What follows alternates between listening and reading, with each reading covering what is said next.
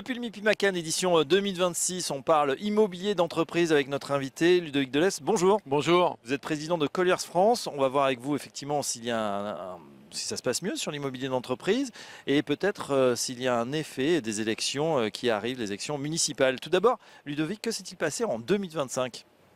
Alors en 2025, sur le marché de l'immobilier, si on parle déjà du locatif, la demande placée était 1 650 000 m², ce qui veut dire que c'est un recul de 8%. Oui. Et donc c'est un peu la troisième année consécutive qu'on a un recul de la demande placée.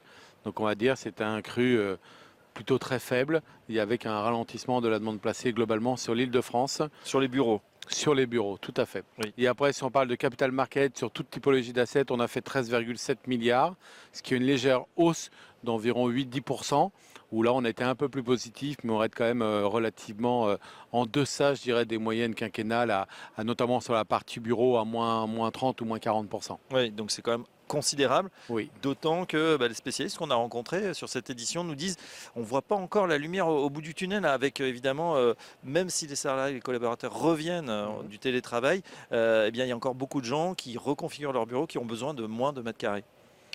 Alors je pense que la tendance de moins de mètres carrés est peut-être plus derrière nous. Et effectivement, l'impact d'un retour au bureau, aujourd'hui, beaucoup d'entreprises étaient à 3 voire 4 jours et reviennent plutôt dans des logiques de 1 ou 2 jours. Donc ça, forcément, il y a plus de monde. Elles essaient de réfléchir à leur taux de flex. On avait fait beaucoup. Quand vous aviez 3-4 jours de télétravail, vous pouvez aller à des flex qu'on appelle à 0,6. Oui. Quand vous avez 1 ou 2 jours, il faut monter à 0,80. Sinon, quand les gens sont là en même temps, vous n'avez pas la place pour les asseoir. Donc je pense que la contraction de surface est plutôt derrière nous.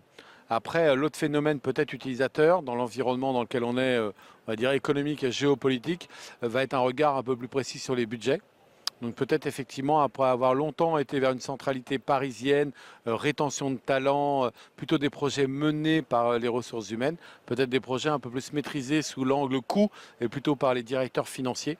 Et ce qui explique peut-être un peu un rebond dans les couronnes, notamment les premières couronnes ouest, qu'on observe en ce moment. Voilà pour les bureaux. Quelles sont les classes d'actifs qui ont tiré leur épingle du jeu dans ce contexte ? Écoutez, je dirais que le bureau est toujours compliqué, même si en investissement, il a eu un rebond l'an dernier. On a fait à peu près plus 30% en volume, mais avec des volumes qui restent quand même faibles par rapport à ce qu'on a connu. Je dirais le retail. Clairement, il y a de l'appétit sur le retail. On a tous cru que le retail, excusez-moi, le commerce était un peu mort avec le Covid, mais en réalité, on est toujours tous dans les magasins et notamment pour faire nos courses. Donc c'est la bonne nouvelle, ça résiste à tout l'envahissement d'Internet. On a cru à un moment que le retail physique allait fini, mais non. Ça, il y a intéressant. La logistique aussi, même s'il y a eu un petit peu de ralentissement, reste une typologie d'assets intéressante. Et on a un retour aussi assez prononcé sur tout ce qui est un peu différent du bureau et notamment RSE. Résidence étudiante qui reste avec un regard d'appétit. Et après, je mettrai un peu de côté le système de data center qui défraie à la conique, mais là, on est plus dans une logique de développement que de vente d'investissement. Oui. Quelles sont les perspectives pour 2026 ? Qu'est-ce que vous voyez ? On met de côté évidemment les derniers événements sur la géopolitique mondiale. Écoutez, les perspectives de 2026, on s'était dit qu'on allait arriver à un marché où il y avait certainement des propriétaires qui étaient un peu en maturité pour vendre leurs immeubles. Je pense que l'enjeu qu'on a eu aujourd'hui jusqu'à maintenant, c'est vraiment une adéquation entre le prix attendu par les vendeurs et le prix des acheteurs. On était très éloignés et on se dit que sur 2026, lié à des expertises qu'on continue à bisser, des situations de propriétaires qui vont devoir arbitrer parce que leur refinancement arrive et ils n'ont pas forcément les bonnes conditions ou pas la possibilité de refinancer, vont devoir acter peut-être des prix qui vont être plus accueillis positivement par le potentiel acquéreur. Donc acter des baisses. Oui, en réalité des baisses, bien sûr, sur les valeurs. L'enjeu aussi, c'est le coût de la dette. On voit bien aujourd'hui, vous avez un EAT à 3,80, un taux autour de 2. Ça veut dire qu'aujourd'hui, votre coût de la dette, il est à 4,20.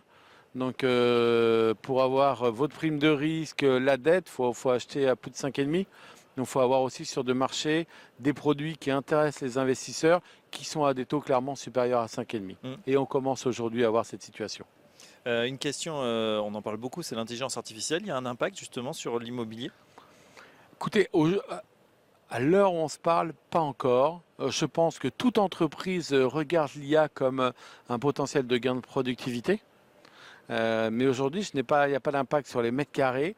Je pense qu'il va y avoir un impact assez intéressant à terme où on se pose la question de la relation que chacun d'entre nous va avoir avec son ordinateur, où on va piloter vraisemblablement par la voix. Et en fait, la question qu'on peut se poser à 50 ou 60 sur un open space, à parler à notre ordinateur, je ne sais pas comment on va le vivre, mais à mon avis, va falloir trouver des solutions. Oui. Retour au bureau fermé. Pourquoi pas? Je n'en sais rien. Vous savez, l'immobilier, c'est un balancement éternel. Je l'ai vu en 35 ans.